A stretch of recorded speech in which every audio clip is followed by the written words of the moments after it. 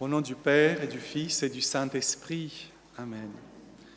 C'est un langage plein de sagesse que le Seigneur prend avec les foules, avec nous, et avec ses disciples aussi, avec ses intimes, ses amis, avec qui il partage les secrets de son cœur. Un langage de sagesse, c'est-à-dire un langage plein d'amour, et à travers et par cet amour, il transmet une lumière éternelle. Alors, je dirais, un enseignement extrêmement important que l'Évangile d'aujourd'hui nous donne, c'est que notre histoire, notre monde, aura une fin. Elle finira un jour, notre histoire, au moment où le Christ reviendra dans sa gloire. Et cette finalité de notre vie, ce n'est pas un cataclysme, mais c'est un accomplissement dans l'amour du Père. C'est-à-dire que notre existence mortelle, notre existence, pour ceux qui sont partis déjà au ciel, leur existence sera complètement renouvelée et participera à cette réalité mystérieuse dont le Christ demande à ses apôtres d'annoncer inlassablement sa présence déjà dans notre monde, le royaume des cieux, le royaume de Dieu. Tout l'évangile d'aujourd'hui nous parle du royaume de Dieu, le royaume des cieux, plus exactement. Un royaume qui est déjà présent dans notre vie. Un royaume pour lequel on se prépare tout au long de notre existence ici sur terre. Et Jésus nous donne quelques enseignements extrêmement importants pour notre vie. Alors je dirais d'abord que les plus âgés parmi nous sont un peu les signes de cet évangile que nous vivons aujourd'hui. Ce n'est pas facile de découvrir l'existence du royaume des cieux. Ce n'est pas facile d'avancer vers ce royaume des cieux, de laisser ce royaume des cieux prendre tout dans notre vie. Ce n'est pas facile de ne pas s'arrêter à regarder l'ivraie qui existe dans notre vie. Et plus on avance dans l'âge, plus il y a de l'ivraie. J'avais un ami prêtre qui me disait « Les plus âgés parmi nous, c'est les plus grands, sont les plus pécheurs. » Alors on comprend un petit peu. En même temps aussi, ils sont plus saints parce qu'ils ont lutté, ils sont allés de l'avant. Ils ont cru à la parole de Dieu, à la miséricorde du Père. Tel mot beau dans la première lecture, « À tes fils, tu as donné une belle espérance. Après la faute, tu leur accordes la conversion. » Les plus âgés parmi nous sont le signe de cette conversion inlassable de l'homme, de cette sagesse pour apprendre à reconnaître la présence du royaume des cieux dans notre vie et d'ordonner tout dans notre vie pour ce royaume des cieux. Alors, quand on parle du royaume des cieux, on parle de Jésus. C'est Jésus qui est le roi de notre cœur, mais pas seulement de notre cœur. Il est le roi de toute notre existence, de notre travail, de nos amours, de notre maison. Il est le roi de vos enfants. Il est le roi de nos pays.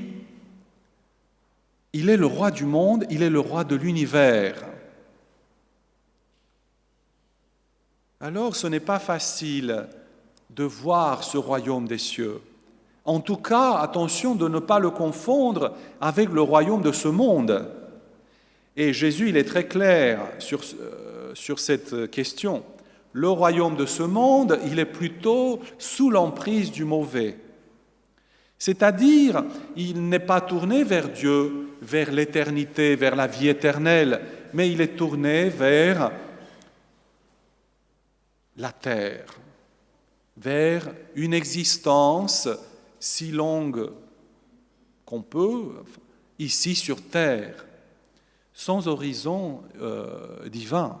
Il n'y a pas Dieu dedans. Et c'est peut-être ici le secret de la foi chrétienne. Alors, on voit que même pour Jésus, c'est difficile de définir ce royaume des cieux dans l'existence concrète de notre vie. Et il utilise des paraboles. Alors, l'avantage des paraboles, elles peuvent être comprises par tous, puisque c'est un langage très simple et en même temps qui dit une réalité, non pas une imagination. Jésus ne raconte pas des bobards, il ne dit pas des mensonges, puisqu'il est le Fils de Dieu, il est la vérité et la vie. Alors, à travers ces paraboles, nous voyons dans le premier enseignement de Jésus que dans notre vie, dans ce royaume des cieux qui commence déjà ici sur terre, il y aura du bon grain et de l'ivraie. Ne pas s'arrêter à nos péchés, ne pas s'arrêter à nos bêtises ou aux bêtises des autres, mais en laissant cela à la miséricorde de Dieu et en ayant confiance que c'est Dieu qui est le roi de ma vie. C'est très difficile, c'est peut-être la chose la plus difficile dans la vie de ne pas juger selon Dieu. Alors, deuxième enseignement que Jésus fait, il dit « Ne regardez pas la quantité ». Le royaume des cieux est comparable à une graine de moutarde. Il est tout petit. En fait, il est invisible. Et donc, si on essaye de le peser avec des catégories humaines, on va se tromper. Le royaume de Dieu, il n'est pas en fonction de nos richesses ou de nos échecs. Il y a des gens comme ça, il n'y a rien qui leur réussisse dans leur vie. C'est un échec total. Alors très facilement, on se dit, mais pourquoi vivre? Mais non, on se trompe. Dieu n'est pas là. Le royaume de Dieu n'est pas dans ces choses-là. Il est d'un autre ordre. Mais cette petite chose, la graine de moutarde, va devenir, dit Jésus, un grand arbre. Et dans ces rameaux viendront les oiseaux du ciel pour se reposer, pour vivre. C'est cela peut-être le signe du royaume dans notre vie. Quand notre vie devienne vraiment source de vie. D'abord pour votre épouse, pour votre époux, pour vos enfants, pour notre pays, pour nos pays. Source de vie. Et d'une certaine manière, Jésus nous appelle à vivre avec beaucoup de générosité l'instant présent que Dieu nous donne. Il ne faut pas essayer à toujours peser les choses, à les quantifier. Non, soyons généreux.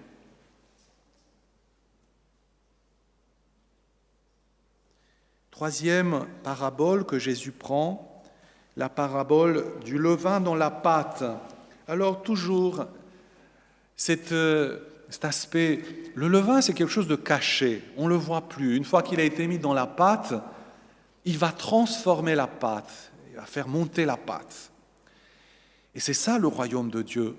C'est cette réalité qui va transformer notre pâte humaine, notre vieil homme, vieille femme, pour nous faire une réalité nouvelle. Et quelle est cette réalité nouvelle? Être enfant du Père.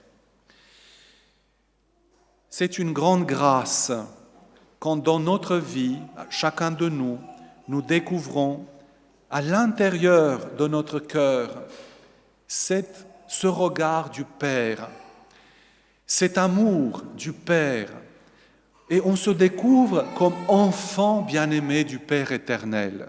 Ça change tout, puisque à partir de cette rencontre personnelle avec Dieu, ton regard sur ton frère, sur ta sœur va changer.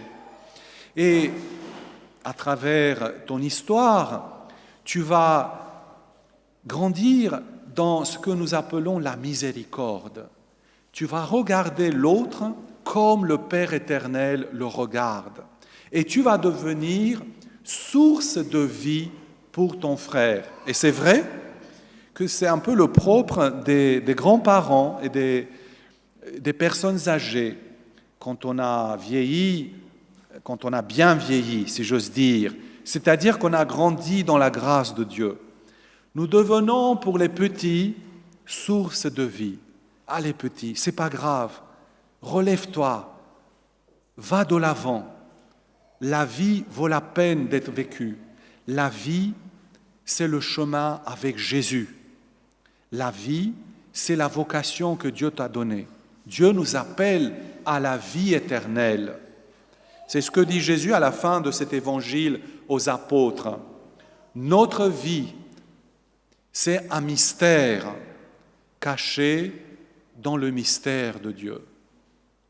Alors à travers toutes les petites choses, et vraiment Jésus le dit très fort, dans les petites choses, pour les petits qui font les petites choses, se révèle le mystère de l'éternité de notre vie. La vie éternelle ne commence pas après notre mort, elle commence déjà aujourd'hui. Et nous apprenons à nous faire à cette vie. Nous apprenons à aimer comme Dieu aime. Nous apprenons à aimer nos frères comme Dieu les aime. Nous apprenons à être cette créature nouvelle façonnée par la grâce de Dieu qui est l'enfant bien-aimé du Père. C'est la grâce que nous devons demander les uns pour les autres durant cette Eucharistie, que Jésus eucharistique, c'est-à-dire Jésus ressuscité, vienne nous donner ce sens de la vie éternelle, vienne nous donner cette espérance, cette charité, cette foi, pour ne pas s'arrêter au cours de la route, pour ne pas nous juger, laisser cela à la miséricorde de Dieu et donner vie à nos frères et à nos sœurs.